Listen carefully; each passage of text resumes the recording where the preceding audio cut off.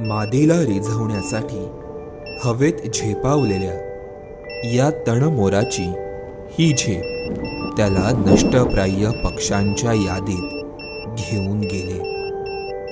जगात केवळ भारतात सापडणारा हा पक्षी आता विलुप्तीच्या एक पाऊल मागे उभा आहे. महाराष्ट्रात कायमस्वरूपी अधिवास करणारा हा पक्षी राज्यातून हद्दपार झाल्याचा अंदाज असला तरी अधूनमधून मराठवाडा आणि विदर्भात होणारं त्याचं दर्शन आपल्याला आशेचा किरण दाखवतो. संख्येने अंदाजे 1000च्या घरात शिल्लक राहिलेले हे पक्षी अजूनही तग धरून आहे.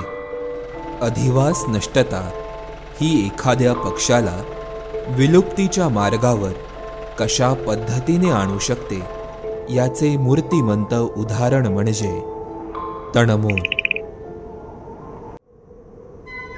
पावसाळा हा तणमोरांचा विणीचा हंगाम. या काळात काळा कोट धारण केलेल्या नर तणमोरांचे विलक्षण असे प्रणय नृत्य पाहण्याजोगे असते. गवतामध्ये झाकून गेलेला नर तणमोर मादीला आकर्षित करण्यासाठी हवेत उंच झेप घेतो. ही झेप काही सेकंदांचीच असते, मात्र ती 1.5 ते 2 मीटर उंच असते. यावेळी त्याच्या पंखांचा विशिष्ट असा आवाज येतो. नराची ही झेप मादीच्या दृष्टीपथात पडते. मीलनानंतर मादी जमिनीवरच घरटं बांधते.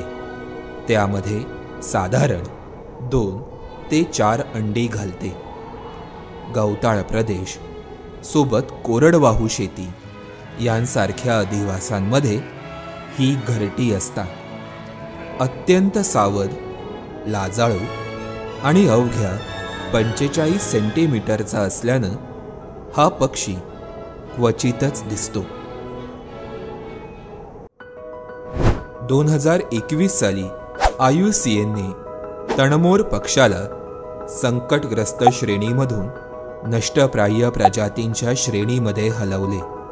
असे का झाले तर त्यांच्या रोडावणाऱ्या संख्येमुळे. देशातील विविध संस्थांनी 1980 पासून तणमोरांच्या संख्येचा घेतलेला आढावा हा उतरताच राहिलाय. मधल्या काळात त्यांचं प्रजनन क्षेत्रही काही राज्यांमध्ये मर्यादित झालं. सध्या परिस्थितीत केवळ गुजरात आणि राजस्थानमध्ये हा पक्षी पावसाळ्यात प्रजनन करतो आणि महाराष्ट्र, मध्य प्रदेश, तेलंगणा आणि आंध्र प्रदेश या राज्यांमध्ये हिवाळ्यात मायग्रेशन करतो. महाराष्ट्राची परिस्थिती जाणून घेतल्यास अधूनमधून तणमोरांचं दर्शन राज्यात होतं. 2021 साली ताडोबा व्याघ्र प्रकल्प आणि सोलापूरमधील नानज माळढोक अभयारण्यात मादी तणमोराचं दर्शन घडलं होतं. देहरादूनच्या भारतीय वन्यजीव संस्थांनी देखील 2019 ते 2023 या काळात तणमोरांच्या मायग्रेशनचा अभ्यास केला. संस्थेच्या संशोधकांनी राजस्थान वन विभागाच्या मदतीने अजमेर येथे 7 नर तणमोरांना सॅटेलाइट टॅग बसवले. त्यामधील 4 तणमोरांनी पावसाळी हंगामानंतर महाराष्ट्रात मायग्रेशन केले.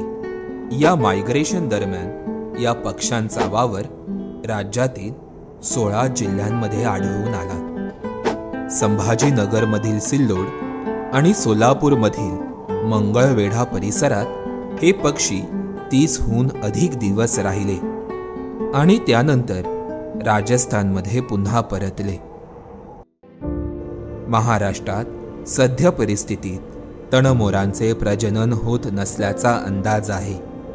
मात्र हिवाळी मायग्रेशन दरम्यान हे पक्षी राज्यात थांबतात किंवा काही दिवसांसाठी थांबून पुढे जातात. ही बाब आता पुराव्यानिशी सिद्ध झाली. त्यामुळे मराठवाडा आणि विदर्भातील गवताळ अधिवासांचं संरक्षण करणं गरजेचं आहे.